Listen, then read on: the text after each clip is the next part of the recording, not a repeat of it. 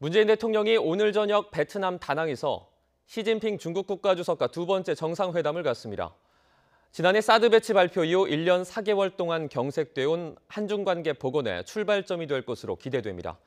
현지 취재기자 연결합니다. 김도원 기자. 네, 다낭입니다. 문재인 대통령과 시 주석이 이제 1시간 뒤에 정상회담을 시작하죠. 네, 한국 시각으로 오늘 저녁 7시부터 한중 정상회담이 시작됩니다. 지난 7월 G20 정상회의를 계기로 베를린에서 만난 지 넉 달여 만입니다. 이번에도 두 정상이 에이펙 정상회의 참석을 위해 베트남 다낭에 온 김에 정상회담을 갖는 겁니다.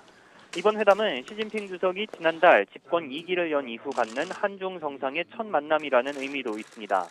두 정상의 이번 회담은 지난해 한반도 사드 배치 발표 이후 1년 4개월 동안 경색됐던 한중 관계 복원의 출발점으로 인식되고 있습니다.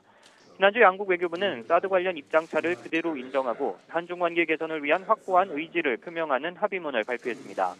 양 정상의 만남을 껄끄럽게 하는 걸림돌을 제거한 겁니다. 정상들은 한중 관계의 미래와 협력을 이야기하자는 뜻이어서 이번 한중 회담에선 사드 문제는 테이블에 오르지 않을 전망입니다. 한중 관계 복원을 위한 발전적 방향과 함께 북한의 핵과 미사일 도발에 대한 대응 방안이 핵심 의제가 될 것으로 보입니다. 문재인 대통령은 중국이 유엔 안보리의 대북 제재 결의 이행에 동참하고 있는 점도 높게 평가해왔습니다.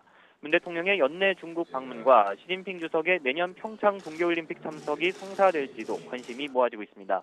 윤영찬 청와대 홍보수석의 이야기 듣겠습니다. 양국 정상은 이번 회담을 통해 전략적 동반자 관계를 더욱 굳건히 하고 미래지향적 협력 방안을 논의할 예정입니다. 네, 오늘 베트남과의 정상회담이나 에이펙 정상회의 일정도 빡빡하게 진행됐죠. 그렇습니다. 잠시 전까지 에이펙 정상회의가 이어졌고 한 베트남 정상회담은 이곳 시각으로 아침 8시에 열렸습니다. 문재인 대통령과 썬다이꽝 베트남 국가주석은 한국과 베트남의 전략적 동반자 관계를 더욱 발전시켜 나가기로 합의했습니다.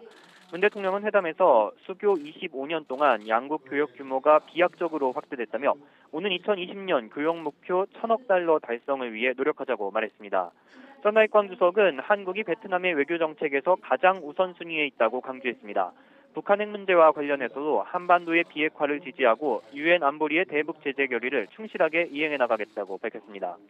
문 대통령은 이어서 에이펙 정상회의 본회의 세션과 오찬에 잇따라 참석했습니다.